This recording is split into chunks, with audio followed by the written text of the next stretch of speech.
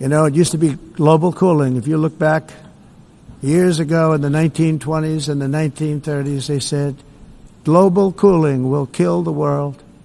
We have to do something. Then they said global warming will kill the world. But then it started getting cooler. So now they could just call it climate change because that way they can't miss. It's climate change. Because if it goes higher or lower, whatever the hell happens, there's climate change. It's the greatest con job ever perpetrated on the world, in my opinion. No more global warming, no more global cooling. All of these predictions made by the United Nations and many others, often for bad reasons, were wrong. They were made by stupid people that have cost their countries fortunes and given those same countries no chance for success.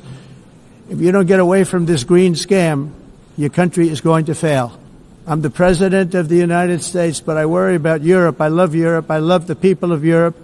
And I hate to see it being devastated by energy and immigration.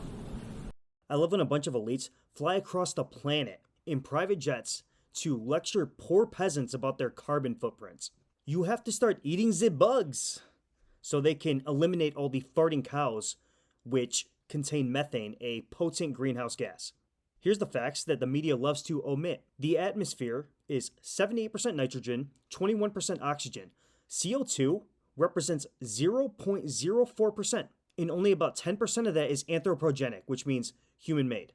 The world has spent $18.5 trillion fighting against climate change. Where the hell is that money? I mean, this is a scam. The Earth is greener today than it was 20 years ago, according to NASA. Why? Because of CO2 emissions. That's what plants and trees consume to make oxygen, a process called photosynthesis. You want to know what's bad for the earth? Deforestation. I mean, why are we spending copious amounts of tax dollars to chop down trees and replace them with wind turbines or solar panels? By the way, both derivatives of fossil fuels. Something I'm sure CNN never told you. Wind turbines also kill over 500,000 birds in the US annually.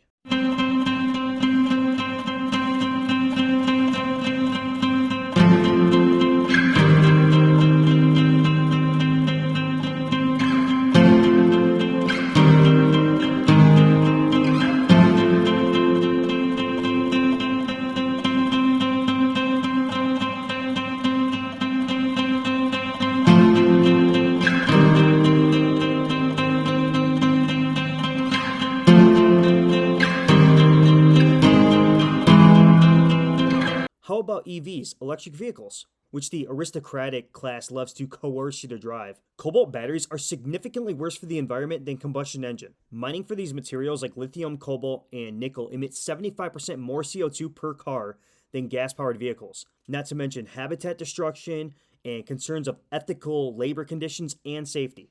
So obviously not a good option. Okay, so how about ice caps, Al Gore? Since 1979, the Antarctic sea ice has expanded by 17%. Probably hasn't expanded as much as his bank account, using the global warming scam to enrich himself, but still 17% is a prolific increase. Play clip. Polar ice cap is, in their words, falling off a cliff.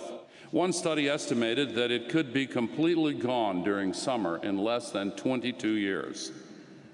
Another new study to be presented by U.S. Navy researchers later this week warns it could happen in as little as 7 years.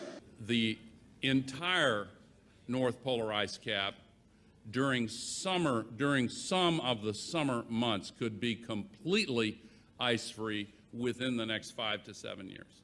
We have seen just in the last 2 weeks reports that the ice on Greenland is melting 4 times faster than was predicted. That's what former Vice President Al Gore predicted back in his movie in 2006. It didn't happen. There he said back in 2009, 75% chance Arctic ice gone within the next 7 years. 8 years later, Arctic's still here. And I have invested in it, but every penny that I have made, I have put right into a nonprofit, the Alliance for Climate Protection. The National Center for Public Policy Research, a conservative think tank, estimated the vice president used 21 times more energy than the average American. That's just in the Nashville home. They didn't figure in the other 2. How many times can these experts be wrong before we stop legitimizing them? Stop sending the United Nations our tax dollars. 18 trillion does not just evaporate.